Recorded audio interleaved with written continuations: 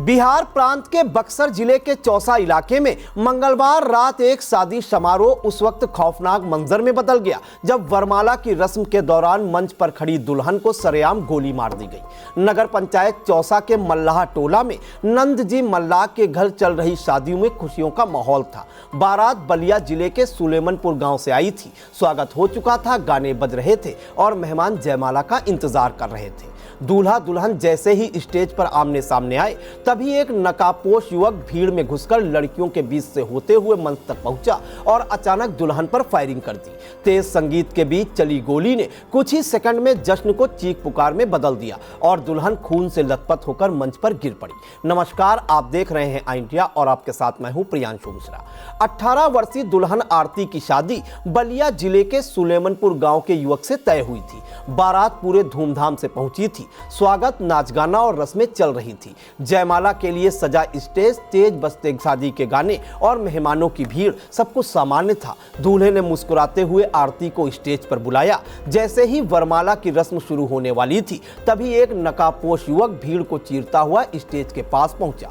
प्रत्यक्षदर्शियों के अनुसार युवक ने अचानक हथियार निकाला और दुल्हन की ओर फायर कर दिया। तेज संगीत के कारण गोली की आवाज तुरंत स्पष्ट नहीं हो पाई। कुछ ही सेकंड में आरती स्टेज पर गिर पड़ी। जब तक लोग समझ पाते हमलावर मौके से फरार हो चुका था।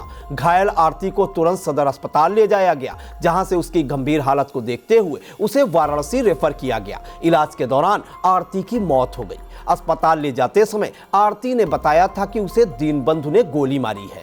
परिवार के अनुसार आरोपी दीनबंधु उनका पड़ोसी है। लड़की के पिता ने कहा, दीनबंधु मेरी बेटी से एक तरफा प्यार करता था। मेरी बेटी उसे पसंद नहीं करती थी। हमने कभी इस रिश्ते को स्वीकार नहीं किया। उन्होंने स्पष्ट किया कि शादी परिवार की सहमति से तय हुई थी और किसी प्रेम प्रसंग की जानकारी उन्हें नहीं थी। स्थानीय लोगों का कहना है कि दीनबंधु पिछले 2 साल से आरती के पीछे पड़ा था। करीब 1 साल पहले भी आरती की शादी तय हुई थी, लेकिन उस समय भी कथित तौर पर फोन कर दूल्हे पक्ष को परेशान किया गया, जिसके बाद वह रिश्ता टूट गया था। घटना के बाद दूल्हा पक्ष स्तब्ध रह गया। दूल्हे के परिजनों ने कहा कि उन्हें किसी प्रेम प्रसंग की जानकारी नहीं थी। फायरिंग की घटना के बाद बारात बिना शादी के ही वापस लौट गई।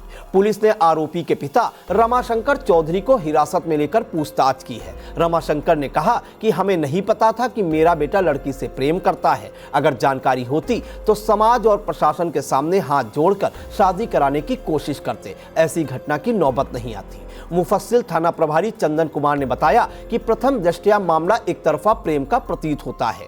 आरोपी की गिरफ्तारी के लिए लगातार छापेमारी की जा रही है। उसके घर को खाली कर सील कर दिया गया है। शादी समारोह में मौजूद लोगों से भी पूछताछ की जा रही है ताकि घटना की हर कड़ी स्पष्ट हो सके। इस घटना ने इलाके में सनसनी फैला दी है। जहां कुछ देर पहले शहनाइयां बज रही थी, वहीं अब सन्नाटा और दहशत का माहौल है। एक तरफा जुनून ने एक परिवार की खुशियां छीन ली और एक मासूम लड़की की जिंदगी को निगल लिया। पुलिस का कहना है कि आरोपी को जल्द गिरफ्तार कर कानून के कटघरे में खड़ा किया जाएगा।